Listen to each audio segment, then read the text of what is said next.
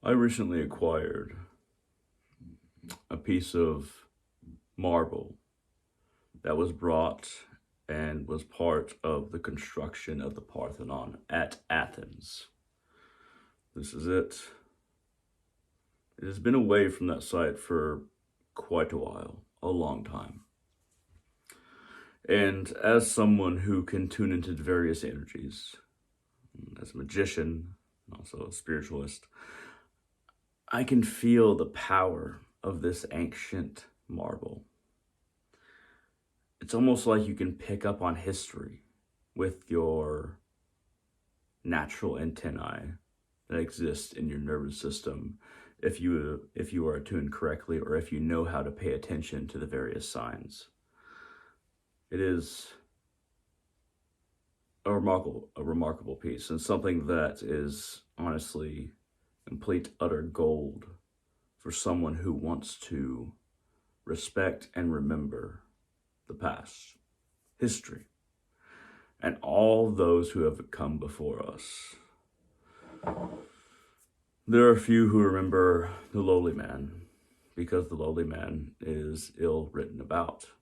There are few who remember even those who are written about in history, the soldiers or the civilians who were non-combatants who were killed in battles and conflicts, tortured, destroyed in a number of ways. Today, I'd like to remember a particular event. Now, the Persians destroyed the old Parthenon in 480 BC. This was, a lot of people think that the Persians, that the Spartans and the other Greek allies, of course the Athenians, repelled the Persians and kept them from completing their goal. But in fact, their whole goal all along was to burn down and pillage Athens, which they did. So the Persians did complete their mission. Now, there was this prophecy when they, there was a delegation that went to Delphi to ask, how should we proceed with, dealing with the Persians? Or, what should we do? And the response was, you should hide behind your wooden walls. That was the essence of the not prediction, but the advice from the divines, that y'all should hide behind your wooden walls. Some viewed it as the wooden walls they were going to solidify around the Parthenon, the temple to Athena in Athens. And others came to view it, because of a certain admiral, Athenian admiral, view it as hiding behind the ships using naval strength. Needless to say that most people left Athens.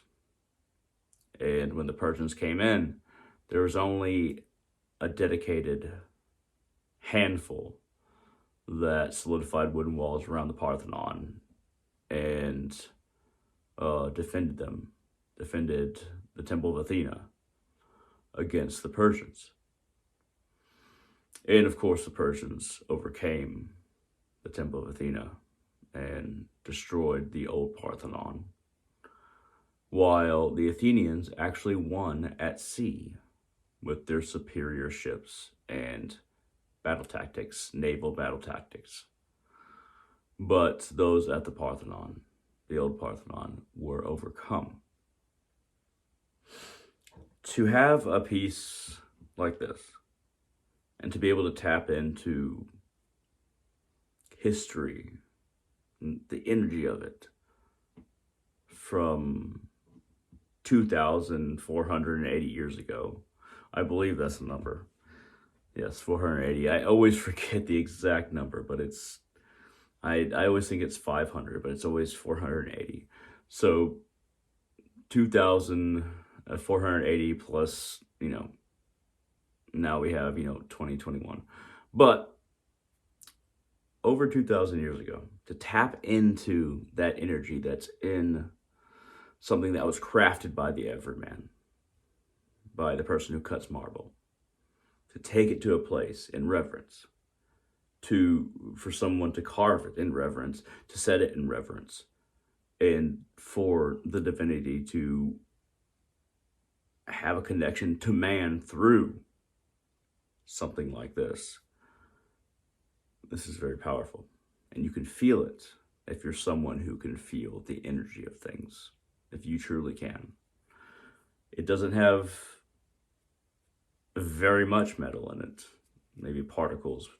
So usually metallic substances transfer energy the best, but even something like a stone can transfer the energy of history, of what happened, of either the violence or the love, the hate, the reverence, the understanding can be transferred even from a stone. In this case, marble, a section of marble. But since I'm one who studies history, to remember those who very few remember, I feel it is a duty, to be honest, because there are so many who have suffered throughout history that are not remembered, and their circumstances are not remembered. The situations that brought upon suffering are not remembered. And when all of those things are not remembered, history will repeat itself. I don't like cliches, but in this case, it is apt.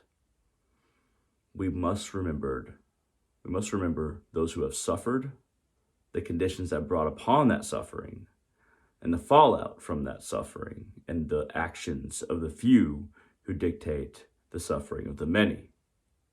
If we can do that, we can assure ourselves, at least to a certain degree, a better future than the past from which we came.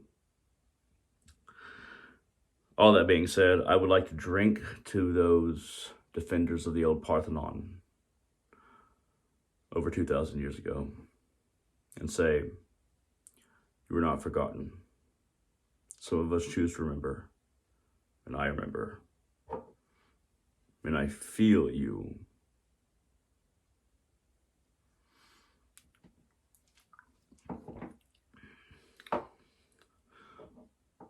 Long live the memory of the brave.